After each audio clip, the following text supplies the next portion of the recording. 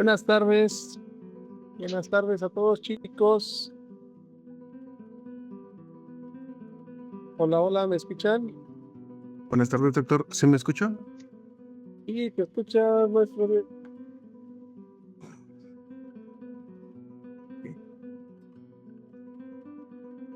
Creo que no nos escuchan los chicos. Los vemos aquí conectados, pero no nos escuchan. Hola, hola, Lisette, Marina, Ania, Jazmín, Nancy, Luis Ángel. Alguien que nos diga si Hola, nos profe. escucha. Sí, se escucha, doc. Sí, ¿Sí escucho, nos profe. escuchan? Perfectísimo. Bueno, pues ya aquí nos dijeron que sí nos escuchan. Muy buenas tardes. Vamos a esperar a que se conecten un poco más los demás compañeros la sesión, para dar inicio a la sesión. Sí, es inmediato para que vamos a aprovechar la presencia de nuestro compañero, el maestro Dionisio Ramírez Pérez. No sé si lo conocen, no sé si ya tuvieron clase con él. Pero bueno, pues la intención es de que nos pueda compartir algunos conocimientos relacionados con la psicopatología y el adulto mayor, ¿no? Es un tema por demás interesante. Además, eh, fíjense que no es un tema que esté dentro de nuestra currícula. Aparece por ahí dentro del programa, pero no como un tema menor, aunque ya considerándolo y analizándolo y revisando las variables que vimos la sesión pasada, pues sí sería muy importante que tuviéramos la consideración de que este tema pues se pudiera profundizar, porque precisamente pues es lo que ustedes están formando dentro de nuestras aulas, ¿no? Que son los temas relacionados con las límites. Y bueno, pues para no robar espacio, voy a ceder la palabra al maestro Dionisio.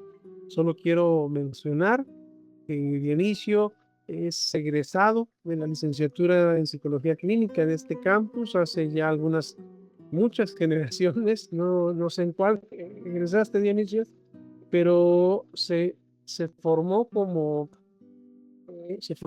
maestro en gerontología social integral en la Universidad Juárez Autónoma de Tabasco, y posteriormente se, se dedicó a la docencia aquí con nosotros y en otras universidades. Así es que pues les voy a dar la palabra al maestro Dionisio. Muchísimas gracias por aceptar la invitación y bueno, pues adelante. Completando un poquito la información que el doctor Eloy mencionó sobre mí, pues bueno, yo soy egresado de la Universidad de Guanajuato. Egresé en el 2019, ya poco antes de la pandemia. Realicé una tesis para titularme de la licenciatura vinculada al tema del adulto mayor. Después de eso es cuando me voy a hacer la maestría en gerontología social integral, así como lo menciona. Actualmente, pues sí, andamos dándoles aquí en la Universidad de Guanajuato, también en la Universidad de Celaya y en la Universidad Latina. Entonces, pues ya platicando un poco con el doctor Eloy, me comenta que quería que abordáramos el tema sobre la psicopatología en la vejez. Es un tema un tanto complejo de por sí, porque cuando hablamos de psicopatología, se nos viene a la mente toda esta cuestión de enfermedades mentales, trastornos, etcétera, etcétera. Y una de las características sobre estos pensamientos, pues es la costumbre de abordarlos habitualmente. No quiero decir con esto que esté mal, pero que se haga solo por costumbre es lo que puede ser no tan adecuado. Que se haga un abordaje desde la perspectiva biomédica únicamente, este aspecto psicopatológico. Si bien es verdad que tiene mucho peso e importancia, la evaluación del ser humano, como sabemos, es multidimensional, considerando que el ser humano es un ser biológico, psicológico y social. Estas tres dimensiones y su interacción, pues nos permiten una visión más amplia sobre todos los fenómenos que acontecen con el ser humano. El tema de hoy que vamos a revisar, pues no es como tal hacer una lista, un listado sobre trastornos o hacer algo sobre criterios clínicos. Para eso, pues ya tenemos la clase de psicopatología y el DSM-5, ¿no? Nosotros vamos a hablar un poquito más acerca de cómo sucede esta parte de la psicopatología y la problemática que viene por toda la dificultad que existe en su dificultad para diagnosticarse. Un problema de diferenciación clínica en la vejez, pues es que el malestar psicológico no siempre indica un trastorno mental. Esa es una parte sumamente significativa. ¿Por qué? Porque no necesariamente el malestar psicológico va a ser enfermedad. Muchas cosas que vemos en realidad, o sea, tristeza, olvido, aislamiento, pueden ser parte del envejecimiento en sí o de las condiciones propias de la vida que el sujeto pueda tener. Aquí podemos pensar, por ejemplo, en síntomas que se pudiéramos considerar atípicos, ¿no?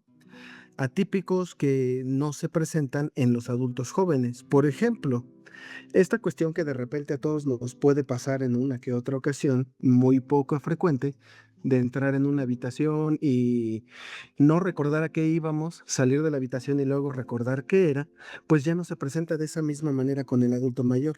Para él, estas situaciones tienden a ser más frecuentes, pero el hecho de que le sucedan más frecuentes no significa en sí que ya está padeciendo de una enfermedad degenerativa como el Alzheimer, por ejemplo. Muchos cambios emocionales, cognitivos y conductuales pueden ser esperables en sí por el mismo deterioro del organismo. Hay una fase específica en la adultez mayor, que se llama disminución de las capacidades sensoriomotrices, por ejemplo. Este tiene un límite que es a los 75 años de edad. A partir de esta edad, en concreto, de los 75 años, el cuerpo comienza un declive profundo en todos sus sistemas: sistema musculoesquelético, sistema respiratorio, sistema cardíaco, etc.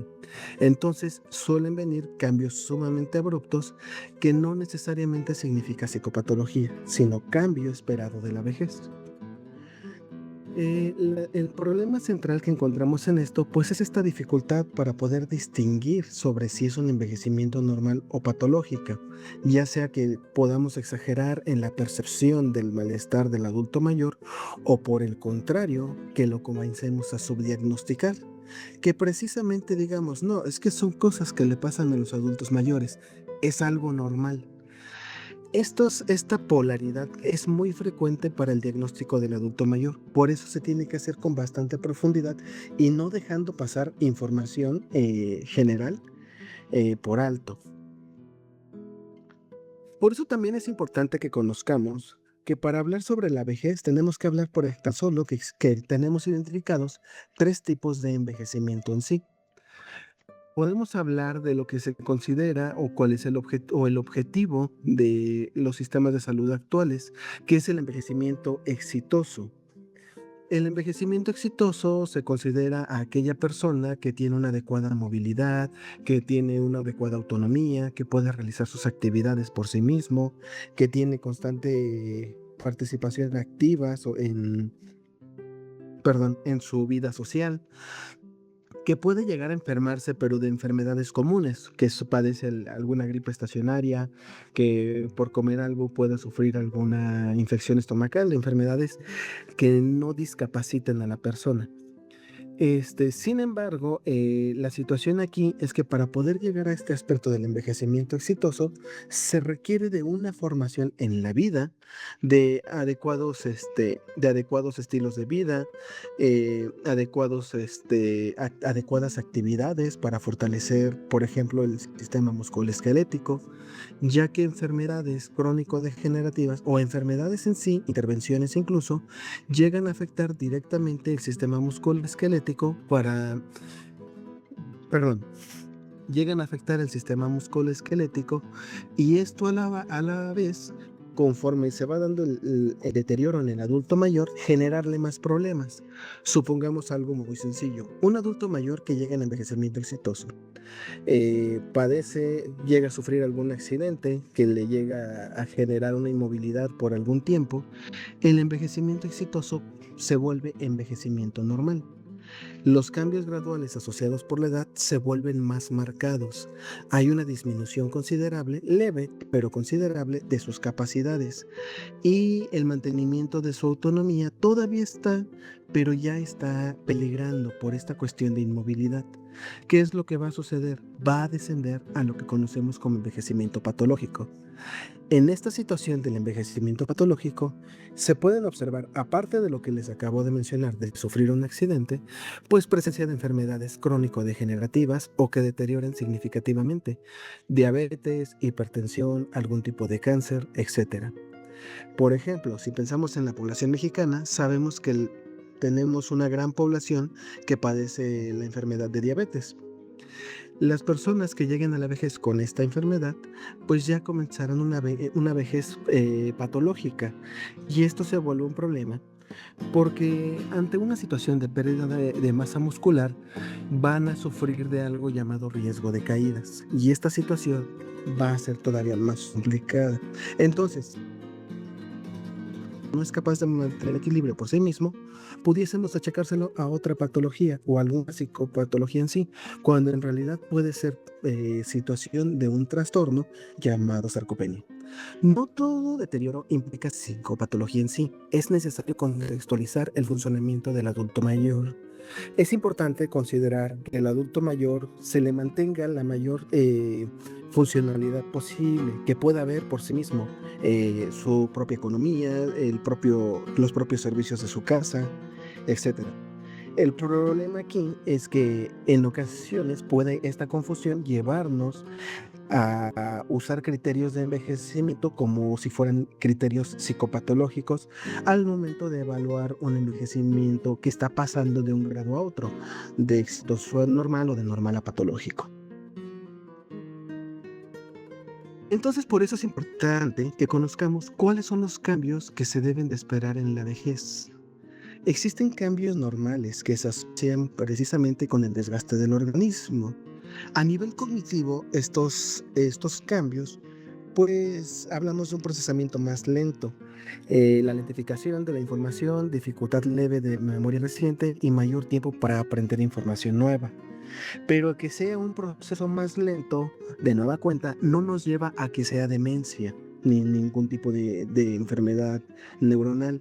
En cuanto a los cambios emocionales, el hecho de que el adulto mayor esté pasando por diversos cambios y por diversas pérdidas no lo puede colocar con una presencia de sintomatología depresiva. Sin embargo, que tenga presencia de estos síntomas no lo coloca dentro de un cuadro depresivo ni de un trastorno depresivo. Esta es una parte fundamental, es esperable y es hasta cierto punto, lo pudiéramos usar así la palabra, normal, que el adulto mayor se sienta triste y pueda experimentar estas sensaciones cuando pasa por la pérdida de un ser querido, quien no lo está.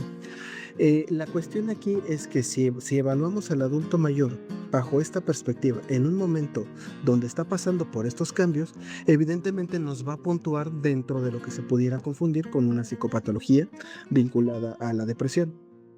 A nivel conductual, el adulto mayor, debido a los cambios de roles que está viviendo constantemente, pues tiene una reducción de actividades sociales. Pasa por la jubilación, comienzan los pensamientos o ideas de que ya no es capaz de realizar determinadas actividades, e incluso esto se refuerza por otro evento social llamado viejismo. Donde hay diferentes actos de discriminación hacia el adulto mayor, entre ellos conductas discriminatorias por edad, edadismos, donde a la persona envejecida, por el hecho de ser anciano, pues se le empieza a segregar del resto de la sociedad. Entonces, ¿por qué? Por ya no ser capaz de realizar determinadas actividades, etcétera. No se hace de forma agresiva, por decirlo de alguna forma, pero sí se hace constante. Piénsenlo de la siguiente manera. ¿Cuántas veces hemos escuchado que a un adulto mayor se le dice, no, es que tú ya no hagas esto porque tú ya mejor deberías de descansar, tú ya trabajaste mucho, ya siéntate y descansa, etcétera? Entonces al adulto mayor se le empieza a segregar, se le empieza a separar, y estos cambios impactan directamente en su estilo de vida. Por eso hay cambios de rutinas. Por eso el adulto mayor va a preferir mantenerse en esos entornos donde se sienta seguro. Estos cambios no implican por sí mismos un trastorno mental y deben de evaluarse en función de su intensidad, duración y funcionalidad. ¿Qué es lo importante aquí? Que todos estos cambios también aparecen al momento de querer hacer la evaluación psicopatológica. Son puntos importantes a considerar. Que el adulto mayor cambie de rutinas, que pase más tiempo dormido, que haga menos actividad física, por ejemplo, puede puntuar. Por eso es importante discernir adecuadamente que no sea por un cambio normal asociado a su envejecimiento. ¿Cuáles son entonces los signos de los trastornos de la vejez? Aquí tenemos que introducirnos directo a los criterios diagnósticos reales. Entonces, si ya estamos hablando de que no todo es patológico, ¿cómo sabemos cuándo sí lo es?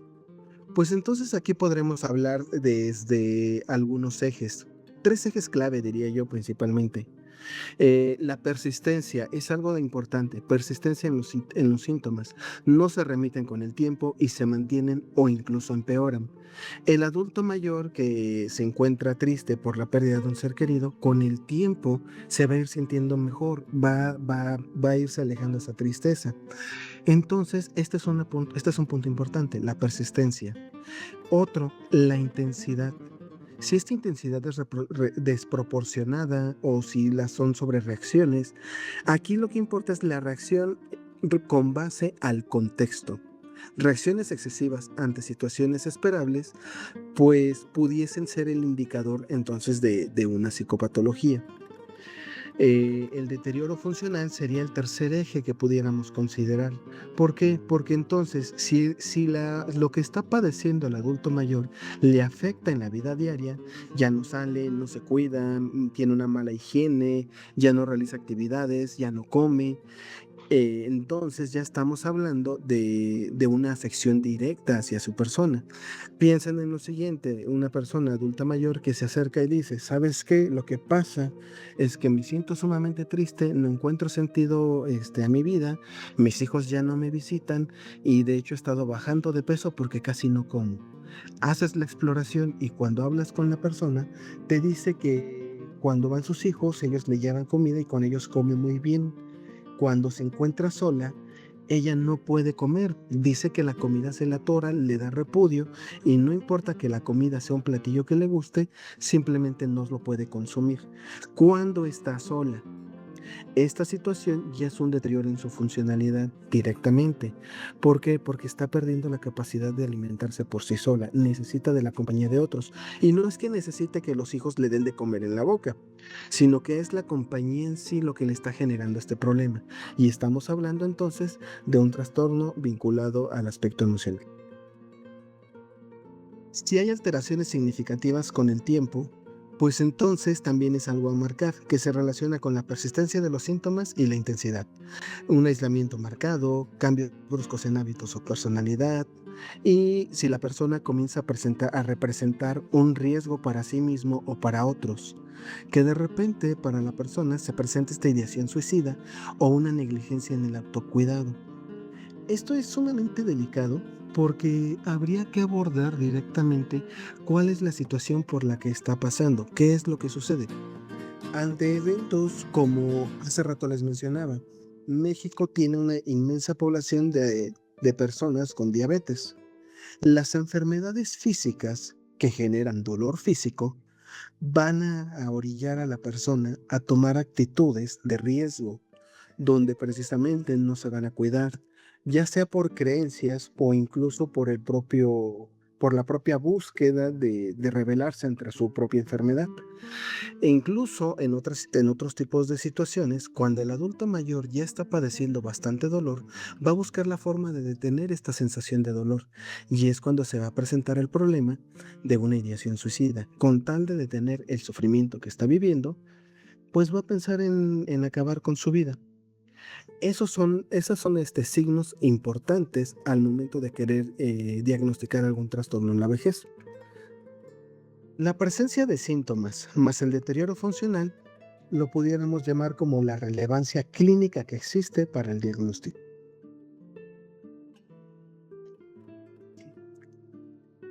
Es importante hacerlo a profundidad y siempre desde un marco completo, multidimensional, evaluando el contexto del adulto mayor, el aspecto biológico, el aspecto psicológico y el aspecto social, porque entonces así disminuimos la probabilidad de generar un sobrediagnóstico o incluso un subdiagnóstico.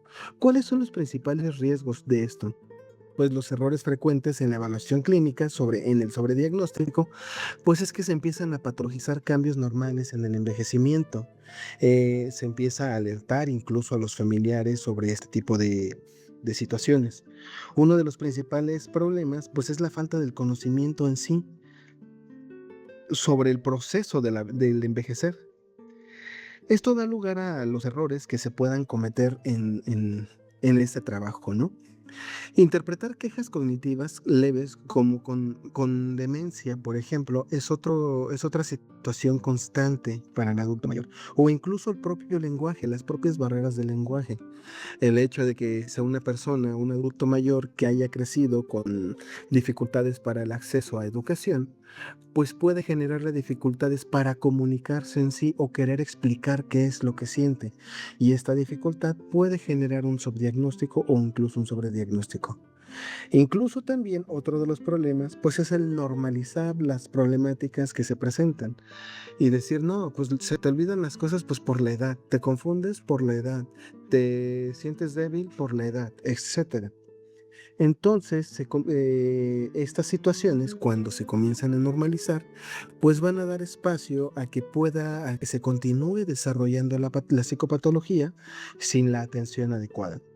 Ignorar depresión o ansiedad por su presentación atípica o no detectar el riesgo suicida cuando la persona nos está indicando con varias manifestaciones que no se ha sentido bien, que simplemente ya no encuentra un lugar, que siente que ya no sirve. Son palabras habituales que se escuchan a la hora de trabajar con adultos mayores. ¿Qué factores favorecen estos errores? Pues síntomas inespecíficos o incluso la dificultad que pueda presentar la persona para especificar qué es lo que siente. La comorbilidad médica.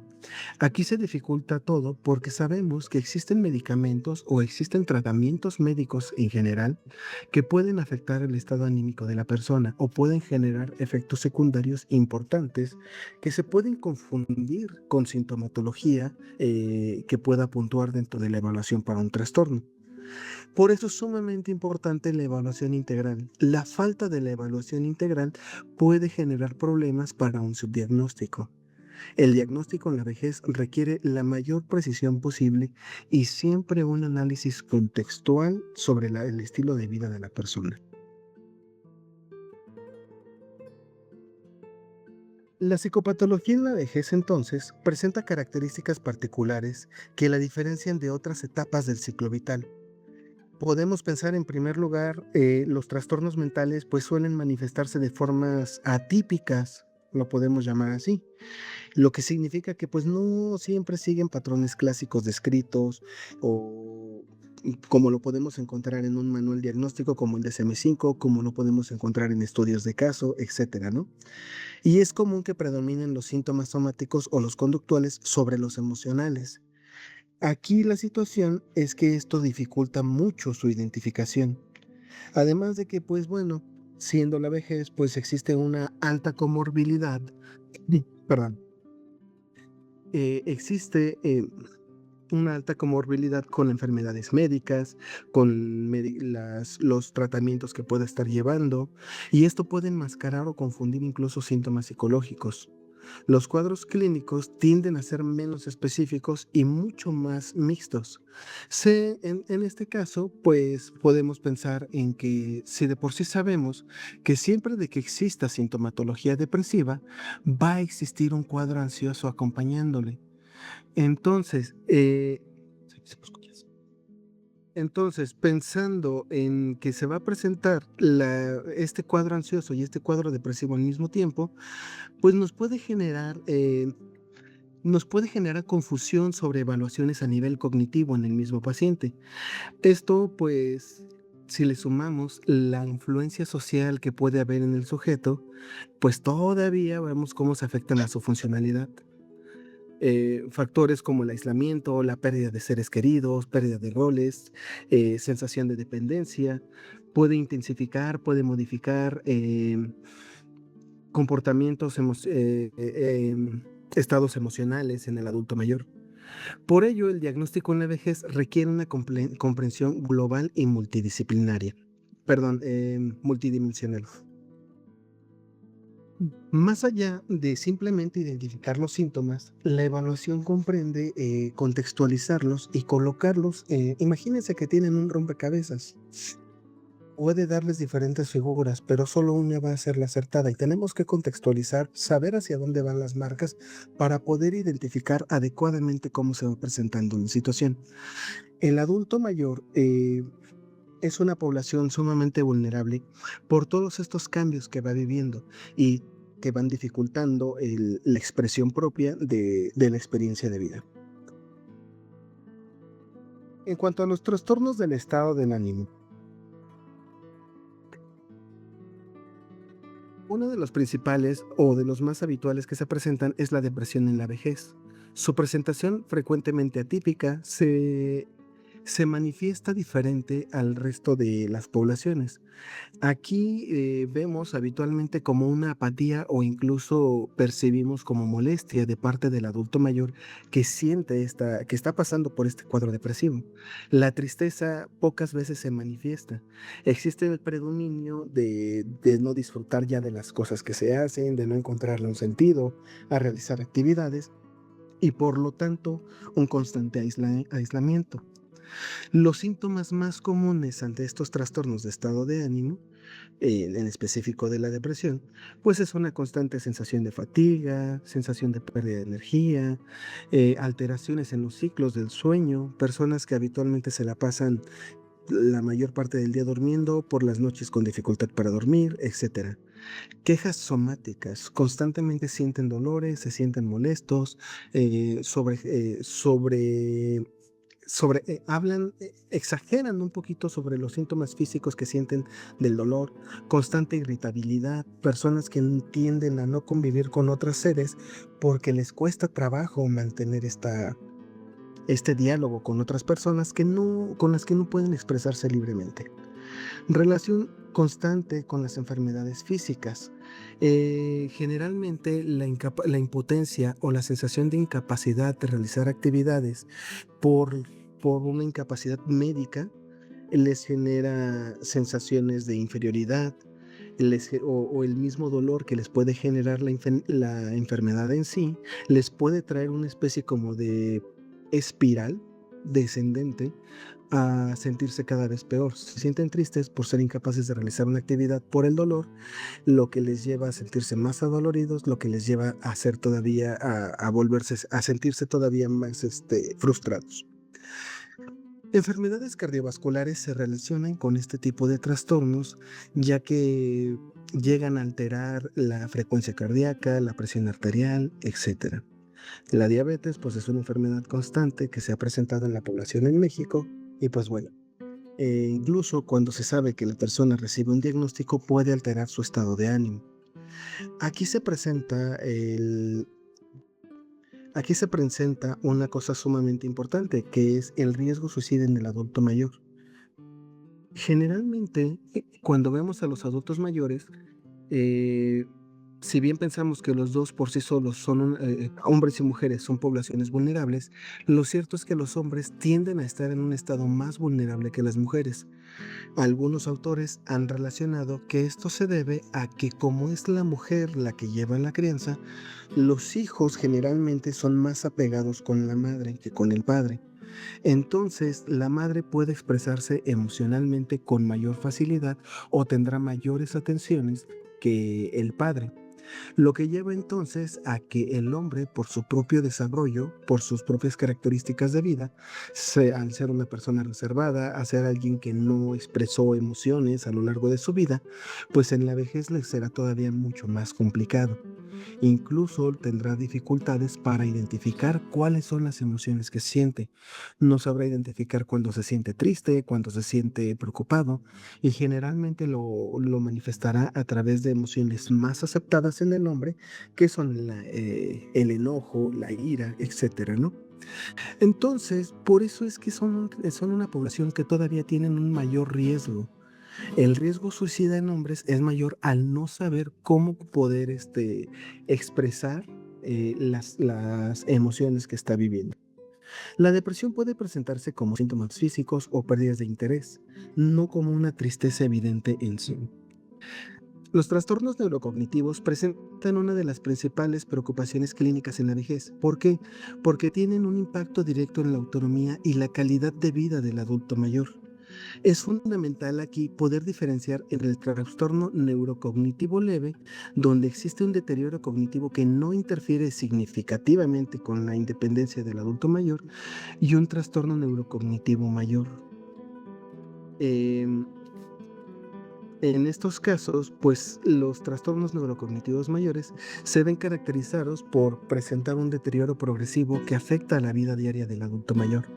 Las funciones que más comúnmente se ven comprometidas en la persona, pues incluyen la capacidad de memoria, su capacidad de atención, la capacidad de lenguaje y las funciones ejecutivas. Esto va mermando la calidad de vida de la persona. ¿Y cuáles son estas principales enfermedades? Pues las principales, o las más populares por lo menos, es el Alzheimer y la demencia vascular. Aquí pasa algo muy interesante. Platicando y leyendo un poco con otros gerontólogos, hacían referencia a que se está detectando que para una población de los Altos de Jalisco, como hay mucha descendencia europea, es donde más se da los diagnósticos de Alzheimer. No sé si sabían, pero para poder diagnosticar el Alzheimer, solo se puede tener la certeza una vez que muere la persona y se le abre la cabeza y se le revisa el cerebro. Bastantes personas que son diagnosticadas con Alzheimer, pues en realidad termina siendo una demencia vascular, ya sea porque sufrió un infarto cerebral, derrames cerebrales, eventos cerebrovasculares, etcétera. Pero estas características pues tienden a ser muy llamativas, ya que el Alzheimer parece estar vinculado a genes europeos y los genes mexicanos parecieran estar vinculados hacia la demencia vascular. Un pequeño dato. Bueno, un punto clave para poder realizar la evaluación es reconocer que todo olvido tiene, o sea, no todo olvido, perdón, quiere decir que sea una demencia. No es el hecho de decir dónde dejé mis llaves, no me acuerdo dónde se me quedaron mis llaves, sino tener las llaves en la mano y voltearlas a ver y decir, ¿para qué es esto, no? O sea, eso es una gran diferencia. Y bueno, considerando esto, cuando hablamos sobre los trastornos neurocognitivos y sobre todo el neurocognitivo mayor, hay que considerar que el impacto de estos trastornos no solo es individual, afecta a toda la red donde se desenvuelve el adulto mayor. Que sufra de la pérdida de su autonomía, que tenga cambios conductuales, significa que existirá una sobrecarga familiar al momento de generar cambios importantes en la dinámica, desde quiénes van a ser los cuidadores primarios, si va a haber un apoyo o por el contrario va a haber quienes se decidan alejar, etcétera, etcétera. El abandono de personas enfermas es también bastante habitual para este tipo de cosas. Entonces son impactos serios y sumamente complicados de atender que llegan a agravar pues este tipo de trastornos. En cuanto a los trastornos de ansiedad en la vejez, estos suelen pasar desapercibidos debido a que su forma de presentación frecuentemente solo es somática, no va más allá de eso, o sea, sensación de malestar físico, tensión corporal, síntomas inespecíficos, que de nueva cuenta, cuando la persona no sabe expresarse adecuadamente o tiene dificultades para poder expresar qué es lo que siente, pues no va a haber una manera en la que le podamos ayudar adecuadamente. mm, la expresión emocional dificulta que se pueda identificar adecuadamente este trastorno. Es común que en los adultos mayores pues veamos que existe la dificultad de la descripción de este malestar en términos de ansiedad. Lo dirán con otras palabras, lo dirán con otras referencias o incluso puede ser que no lo digan por el hecho de que están tan acostumbrados a decir a que las cosas son así que ya no lo van a externar. Entonces, van a decir, no, pues es que esto es algo, vamos a recurrir a una frase típica, ¿no? De, no, pues es que tú no estás deprimido, tú no estás ansioso, lo que pasa es que te hace falta trabajar, ¿no? Y a final de cuentas, todas esas expresiones emocionales que el adulto mayor pues no puede realizar, las cambia por estas actividades físicas a través de las cuales puede liberar un poco, puede ser un poco de catarsis sobre las sensaciones que está viviendo y disminuir esta sensación de la sintomatología inespecífica que está pasando.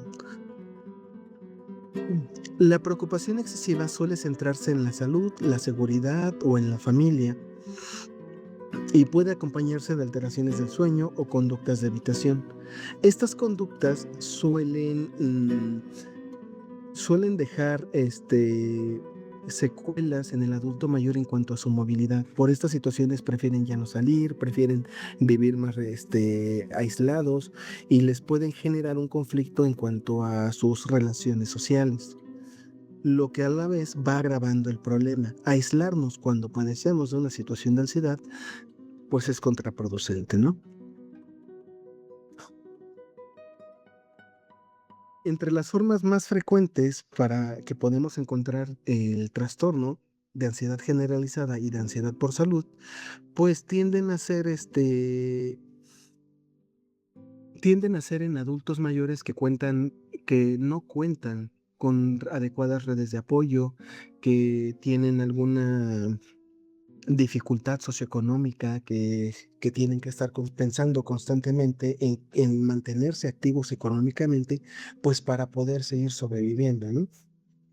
Esto es algo muy importante, chicos. La ansiedad puede expresarse como síntomas físicos o como evitación, no como miedo explícito en sí. El adulto mayor no nos lo dirá en nuestro lenguaje. El adulto mayor se va a expresar como su propio mundo se lo permite, como su propia experiencia de vida se lo ha permitido. Pero no podemos esperar que llegue y nos diga directamente las palabras que vamos a encontrar en los criterios diagnósticos para decir efectivamente esto es un trastorno de ansiedad. No podemos esperar eso, chicos, ¿de acuerdo?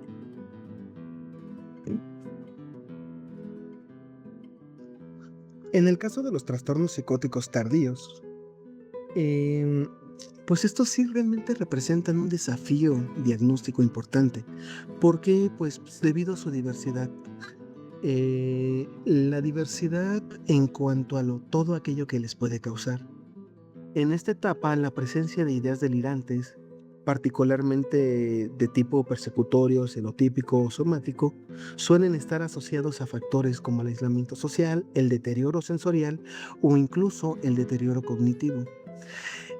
Hay que aclarar algo, aquí a diferencia de la psicosis de inicio temprano, en la vejez es menos frecuente encontrar cuadros primarios como la esquizofrenia y es más común que los síntomas psicóticos sean secundarios a condiciones médicas, situaciones de algún medicamento nuevo, de una polifarmacia o de alguna otra enfermedad. Por ejemplo, cuando una persona llega a padecer alucinaciones o llega a tener delirios, porque en realidad está padeciendo de una infección en vías urinarias. Eso llega a ser bastante común también. O incluso si pensamos en un adulto mayor que consume constantemente alcohol y en un momento decide desintoxicarse, esta desintoxicación le llevaría también a este tipo de problemas, ¿no? Por ello, en el diagnóstico diferencial es fundamental, especialmente y haciendo mucho hincapié con demencias, delirium y efectos farmacológicos, hacer la clara diferenciación entre estos tres. ¿Qué es lo que está sucediendo? ¿Qué le está originando? ¿Desde cuándo empezó? ¿Cómo comenzó? Etcétera, etcétera. Clínicamente sí es necesario analizar no solo el contenido del delirio, sino el contexto en el que está apareciendo, en qué momentos, a qué hora, etcétera, ya que muchas ideas delirantes pueden estar relacionadas con las experiencias reales de vulnerabilidad que está pasando el adulto mayor. Un adulto mayor que acaba de perder un ser querido, por lo general, cuando pasa por una situación de este tipo, pues va a ser habitual que por prácticas religiosas se ponga a hablar con su familiar fallecido. O incluso, bueno, el hecho de que haga esto hay que diferenciarlo porque también por alucinaciones te pueden decir que están hablando con la persona que falleció. Pero entonces tendremos que saber si por práctica religiosa la persona lo está realizando, pues definitivamente no es algo que califique como parte de la puntuación para el diagnóstico de un trastorno. Trastornos del sueño en la vejez. Las alteraciones del sueño son altamente prevalentes en la vejez y constituyen un indicador sensible en el estado de salud mental. Piénsenlo por un momento, si nosotros mismos, cuando pasamos una mala noche, tendemos a estar más irritables durante el día. Aunque para este punto hay cambios en el patrón del sueño que son normales también, como la disminución de la profundidad o los despertares nocturnos, pues también puede ser perdón, también puede ser esperable, sería la palabra. También puede ser esperable que ocasionalmente se presente un poco de insomnio o que haya una pequeña alteración en los ciclos del sueño, pero estas tienden a no ser tan significativas. Cuando se vuelven significativas, pues ya tienden a estar asociadas a condiciones clínicas subyacentes. Aquí, por ejemplo, pensamos de nuevo en cuadros depresivos, en ansiedad, en enfermedades médicas, o incluso el uso de algún medicamento específico puede contribuir a estas situaciones, a estas alteraciones en sí. Las consecuencias del mal sueño son sumamente amplias y también incluyen fatiga diurna, deterioro cognitivo, aumento de riesgo de caídas, el empeoramiento del estado de ánimo. Es por ello que en la evaluación clínica el sueño debe considerarse no solo como un síntoma aislado, sino como una variable transversal que puede reflejar múltiples problemáticas. Esto a su vez, por ejemplo, si otra de las enfermedades más habituales es la hipertensión cardíaca, generalmente se recomienda que el medicamento se tome por las noches y no por las mañanas. ¿Por qué? Porque si de por sí puedes sentirte un poco inestable debido a un mal sueño, si te tomas una pastilla para la hipertensión, esta de pronto te puede bajar de más la presión y generarte un riesgo de caídas. Esa es una situación complicada. El consumo de sustancias en los adultos mayores también es algo que se presenta y frecuentemente se subestima. Podemos pensar en el alcohol, en benzodiazepinas y en analgésicos como principales sustancias más comunes. Es habitual que el adulto mayor busque médicos que le den la razón a la hora de su diagnóstico. Y entonces de pronto vamos a encontrarnos con adultos mayores que acuden con varios médicos, piden diferentes medicamentos y cuando toca evaluarlos, cuando llegamos a esa parte encontramos una polifarmacia. Entonces, el consumo de sustancias en la vejez es un fenómeno que realmente sucede con muchísima frecuencia y se subestima muchísimo. ¿Por qué? Porque pues lo habitual es que como ya tienes enfermedades, fíjense cómo lo tenemos así pensado. Creemos que la vejez es una etapa de enfermedades y estamos acostumbrados a que la enfermedad se cura con medicamentos. Entonces, si tú ya eres una persona envejecida, eres una persona con enfermedades. Por lo tanto, si eres una persona con enfermedades, es normal que tomes medicamentos y que tomes varios, ¿no? Eso pareciera que lo normalizamos y lo invisibilizamos en la población generalmente. Y entonces, en ese sentido, estamos generando una problemática para la valoración de la persona. Si subestimamos este aspecto, pues vamos a dejar de fuera muchas cuestiones que nos pueden llevar a un mal diagnóstico. Factores como la soledad, el dolor crónico, los trastornos del sueño y las pérdidas significativas aumentan la vulnerabilidad al consumo de estas sustancias. Las consecuencias son particularmente graves en esta etapa debido a que existe una mayor sensibilidad fisiológica y la interacción que pueda tener con otros medicamentos puede catalizar o puede agravar los efectos secundarios. Desde un punto de vista clínico, es fundamental evaluar activamente el consumo de los medicamentos, ya que muchas veces no es reportado o es espontáneo, o si lo hace muy espontáneamente el paciente. De repente te empieza a platicar que tuvo una fiesta, tuvo una comida familiar y que tomó, y que sacó un tequila y que esto, y de repente eso se vuelve una plática común. Entonces te está hablando de un abuso de sustancias, de alcohol, por ejemplo, ¿no? Entre otras. ¿Cuáles son los principales factores de riesgo biológicos? Pues esto constituye una base importante en la vulnerabilidad de las personas mayores, sobre todo para la valoración psicopatológica. La neurodegeneración es característica de diversas enfermedades. Implica un deterioro progresivo de funciones cognitivas que se puede predisponer a trastornos neurocognitivos y síntomas psiquiátricos. Si a esto le sumamos las enfermedades crónicas que pueden presentarse, como las enfermedades cardiovasculares, enfermedades endocrinas, dolor persistente, eh, cualquiera que pueda afectar el estado físico y también el emocional, pues tenemos un cuadro más complejo. Acabamos de hablar sobre el consumo de sustancias. Si el adulto mayor también cuenta con una polifarmacia, esto es la representación de un cuadro crítico, ya que el uso simultáneo de múltiples medicamentos puede generar efectos secundarios psicológicos, incluso tan graves que pueden simular cuadros psicopatológicos, cuadros psiquiátricos. Además, los cambios fisiológicos que son propios de esta etapa, perdón, como la mayor sensibilidad, como las alteraciones al sueño, como las dificultades para realizar actividades, pues van a contribuir todavía más a la complejidad del diagnóstico. Por eso es importante mantener o incluso eh, revisar minuciosamente todos los síntomas psicopatológicos que puedan manifestarse y hacer la evaluación sumamente exhaustiva.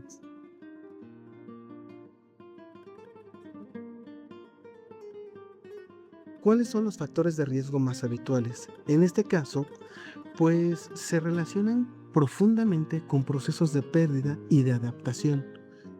eh, Pérdidas de parejas, de amigos, el rol social, la pérdida de la autonomía, la adaptación a esto genera problemas emocionales sumamente profundos. Le puede generar crisis de identidad.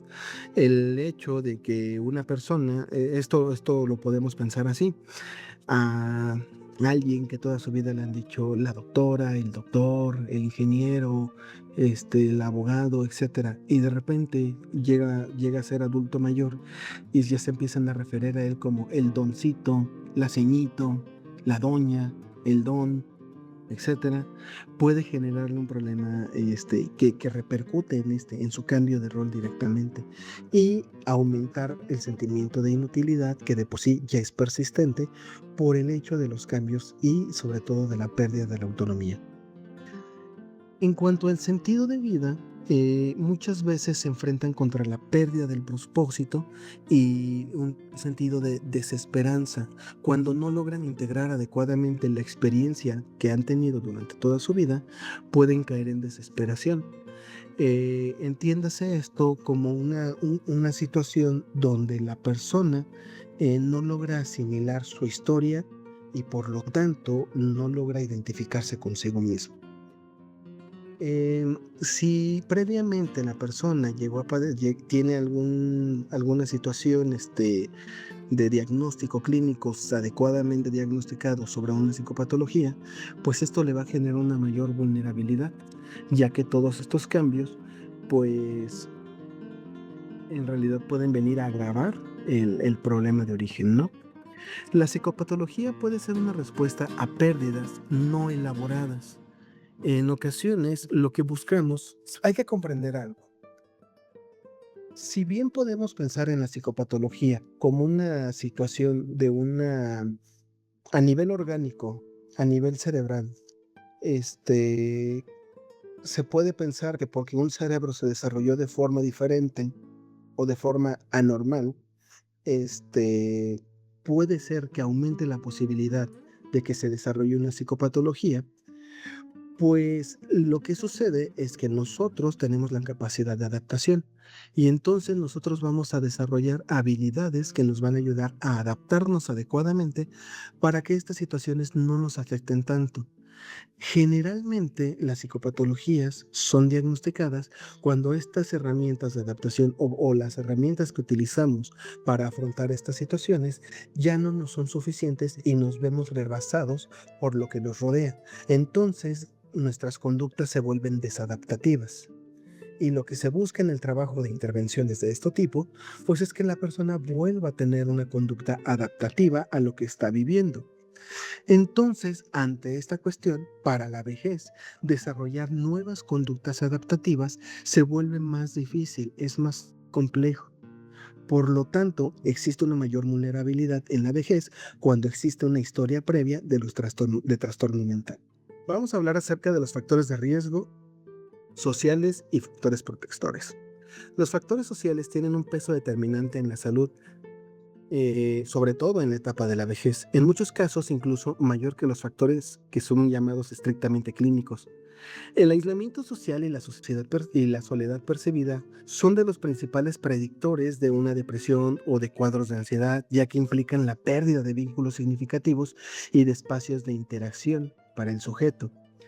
La jubilación, por su parte, puede generar una pérdida de rol y de identidad, afectando la percepción de utilidad e incluso afectando la percepción de un propósito. A esto se le suman o se le pueden sumar condiciones como la dependencia económica, que realmente es una situación que incrementa o mantiene en altos niveles de estrés a la persona y esto le llega a limitar su autonomía. Podemos pensar en otras situaciones como la violencia vivida o la negligencia que pueda vivir la persona, que suelen ser invisibilizadas en esta población. Sin embargo, estos riesgos no actúan de manera aislada, ya que existen factores protectores que pues pueden ayudarnos a amortiguar el impacto, como las redes de apoyo, la participación social, este concepto que utilizamos mucho, pero a veces no nos queda tan claro, que es la resiliencia y las estrategias de afrontamiento. Desde una perspectiva clínica es fundamental entender que el contexto social puede o agravar o puede proteger a la persona frente a la psicopatología que pueda padecer. Fíjense bien, este concepto quiero que lo dejemos claro el día de hoy. Resiliencia, chicos. Concepto de resiliencia lo tomamos prestado de otra ciencia, de la física. Y la resiliencia en sí, pues sí es literalmente sí, la resistencia de un objeto, pero no solo es su resistencia, sino es la capacidad que tiene el objeto de regresar al estado previo después de ser sometido a una fuerza. Podemos pensar en una liga para cabello, por ejemplo. Si tomamos la liga para cabello, podemos tomarla entre nuestros dedos y estirarla lo más que podamos sin llegar a reventarla. Esta capacidad que tiene la liga para regresar al estado previo cuando dejamos de ejercer esa fuerza, eso es la resiliencia en esa disciplina. Traspolándolo a nuestra disciplina, pues cuando hablamos de esta resiliencia, precisamente hablamos de esta capacidad de adaptación a, al estado previo de homeostasis después de vivir una crisis. Claro, con su aprendizaje, con todo lo que nos han compartido desde otras expresiones de lo que es la resiliencia. Principales dificultades diagnósticas. La evaluación psicopatológica en la vejez implica enfrentar múltiples dificultades que no están presentes con la misma intensidad en otras etapas del ciclo vital. Uno de los principales retos, si no es que es el mayor, es la presentación atípica de los síntomas, donde, por ejemplo, la depresión puede manifestarse sin lo que consideramos tristeza, o la ansiedad se puede manifestar a través de simples malestares físicos.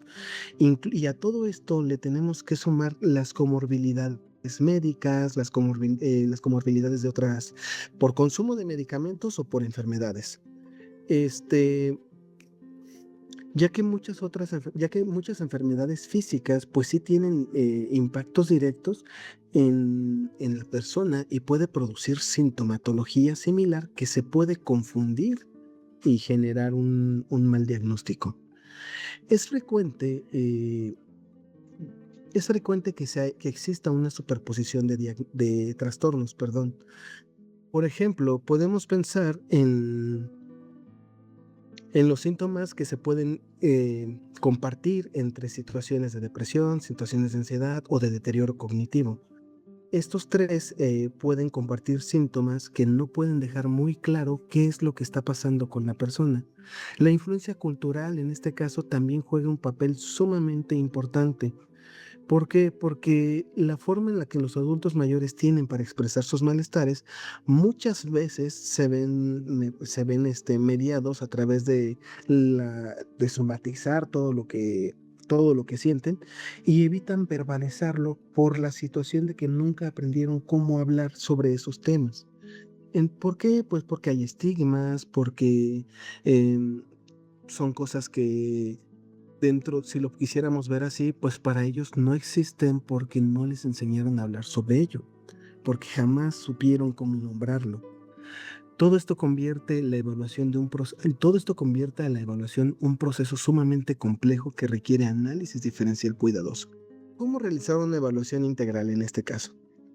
Pues sabiendo que nos enfrentamos a todas esas dificultades, chicos, pues la evaluación en los adultos mayores sí tiene que ser idealmente integral. O sea, debemos de abarcar las múltiples dimensiones del funcionamiento de la persona. No basta solo con identificar los síntomas emocionales, también es necesario analizar su duración, su intensidad y la evolución, cómo va esta evolución, cómo va siendo a través del tiempo.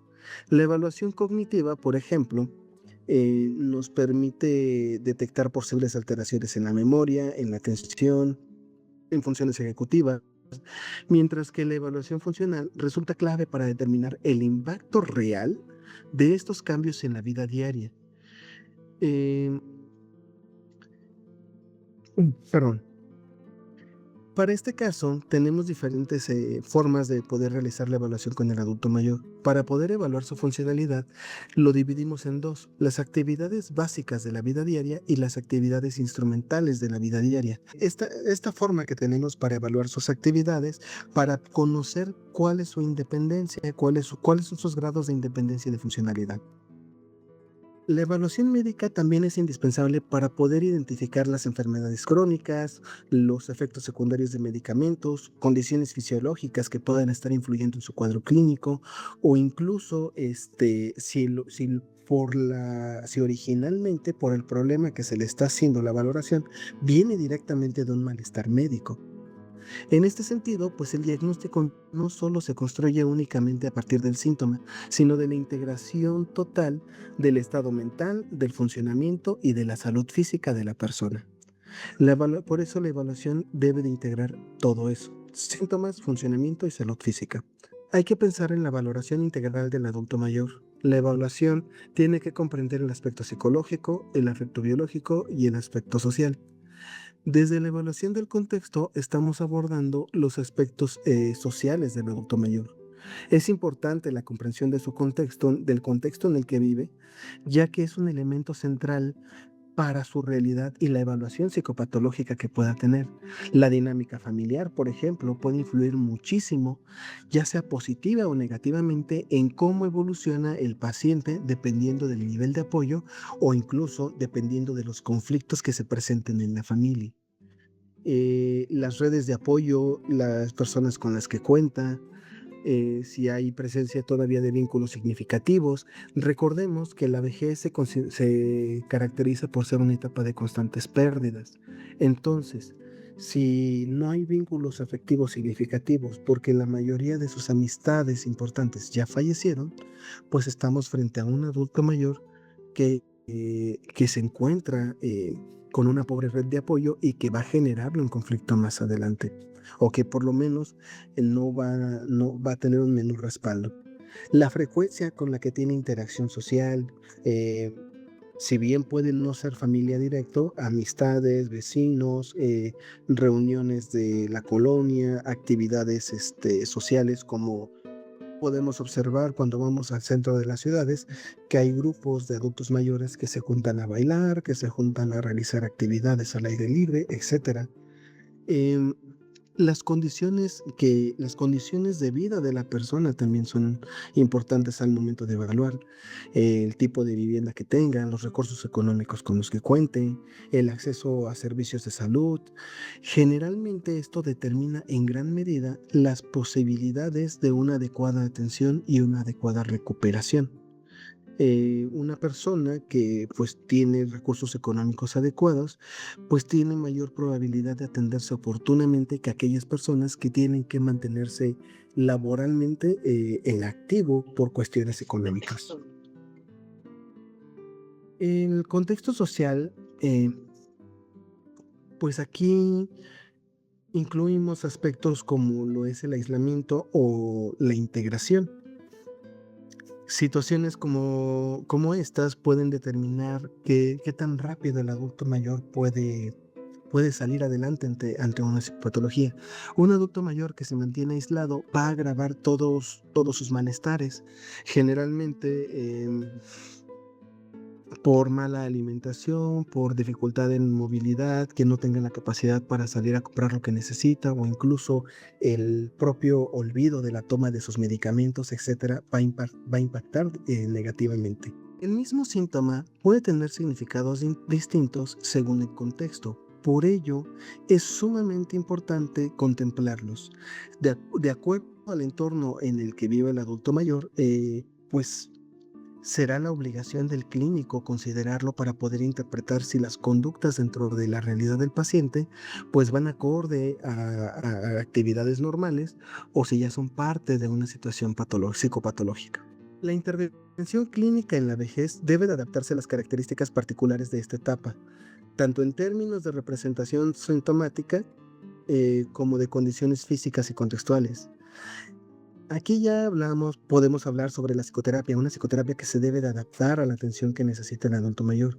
Sigue siendo esta una herramienta fundamental, especialmente eh, pues desde la terapia cognitivo-conductual, de la cual pues es de la que actualmente se tiene más evidencia de su efectividad.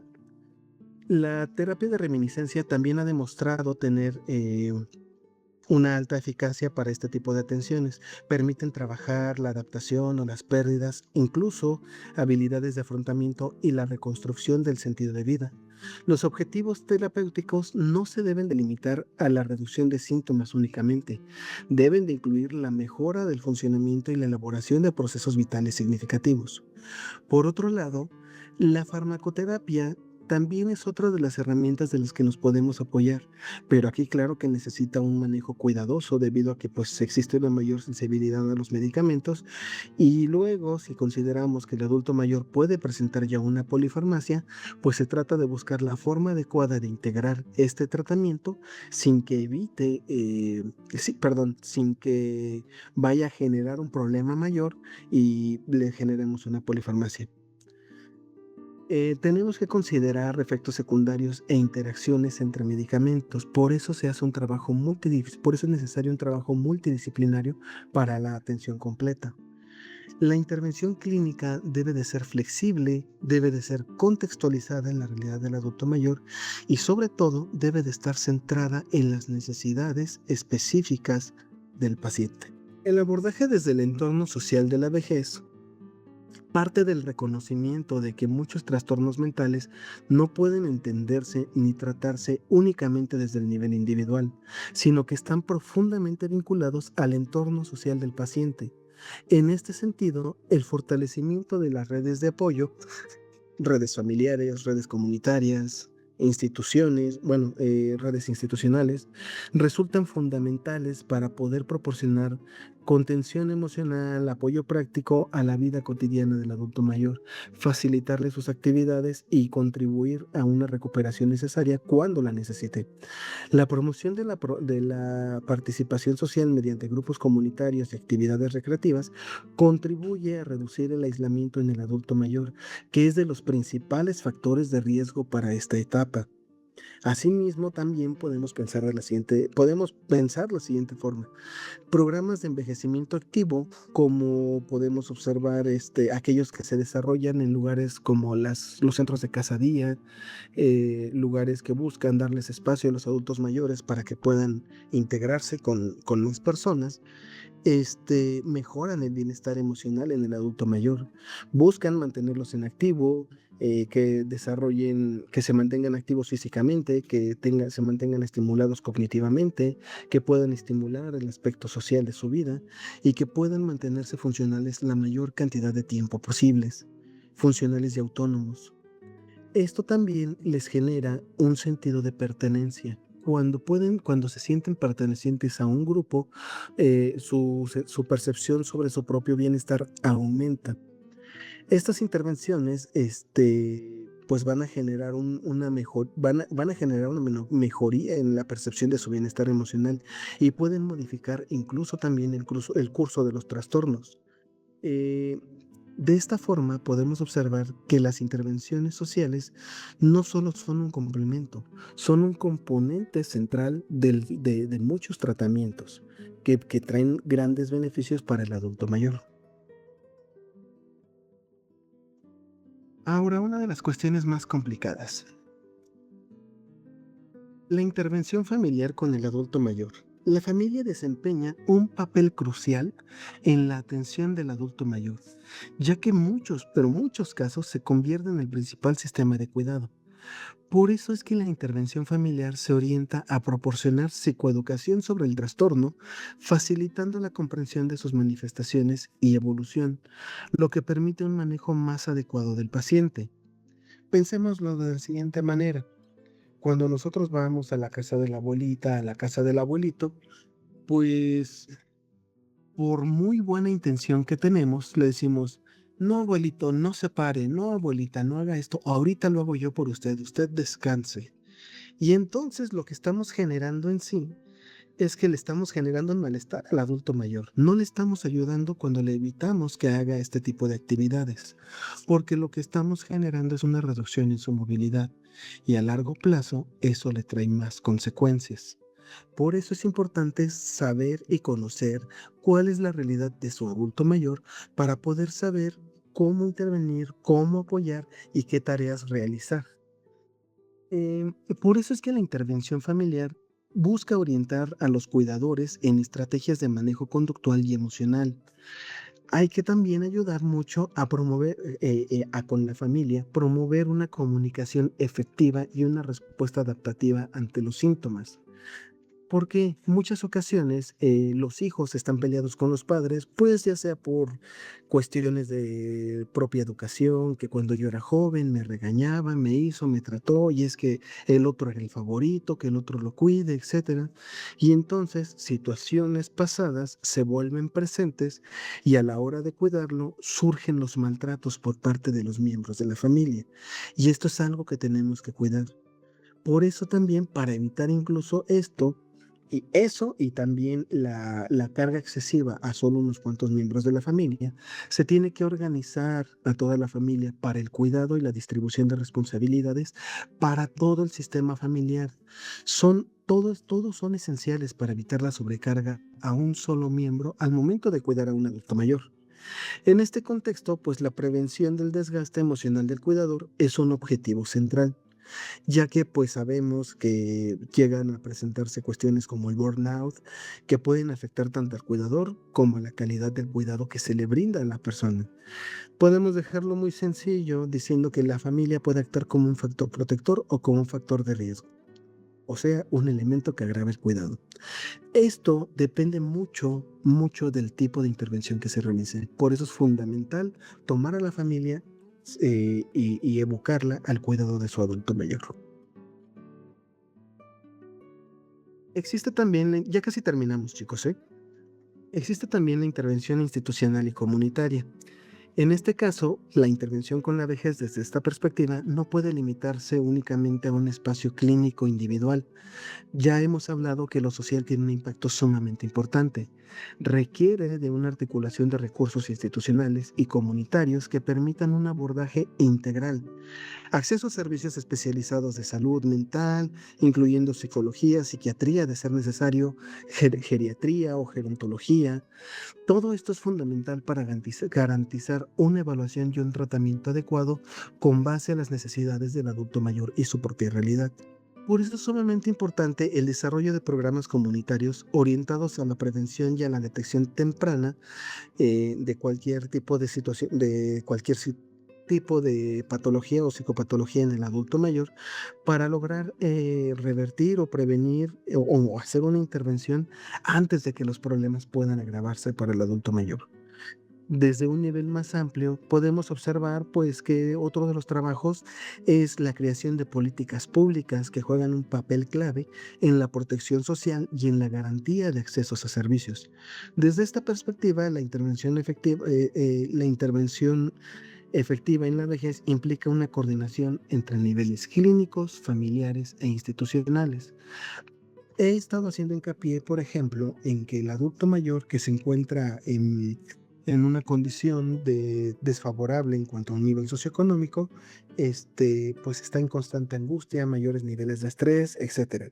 Y podemos pensar como apoyo institucional o como producto de políticas públicas, pues estos apoyos bimestrales o apoyos mensuales, dependiendo de los programas, que reciben de manera económica a los adultos mayores. Sin embargo, a pesar de que pudiesen verse como programas que tienen una intención clara, que es beneficiar al adulto mayor, no es perfecto el programa, porque todos sabemos a manera anecdótica, de forma cercana, o nos han contado o hemos sabido de primera mano de situaciones donde adultos mayores, pues les son retenidas sus tarjetas por hijos, por otras personas, y no les permiten retirar sus dineros y le manejan su dinero a otra persona, donde al final les terminan dando menos de lo que realmente reciben por estos tipos de apoyos.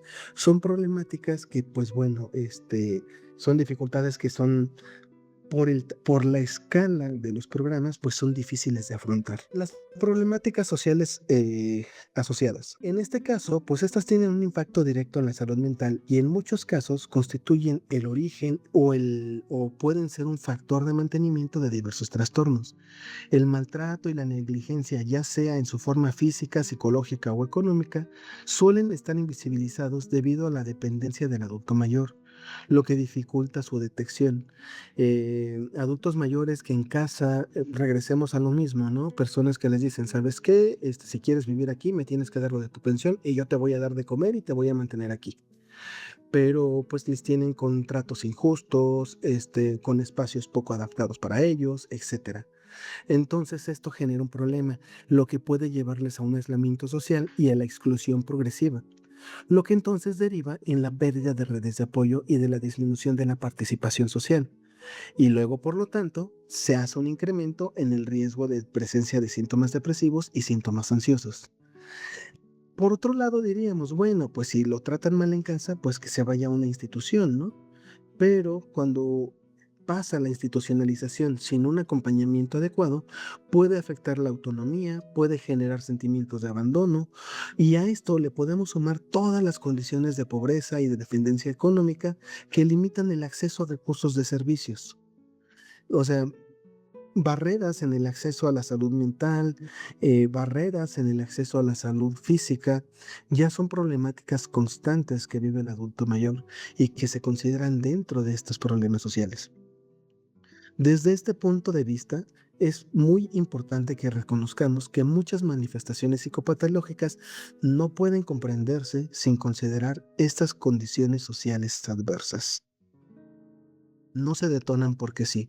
Lo social mucho tiene que ver en el desarrollo y el mantenimiento de las mismas. La psicopatología en la vejez como fenómeno multidimensional.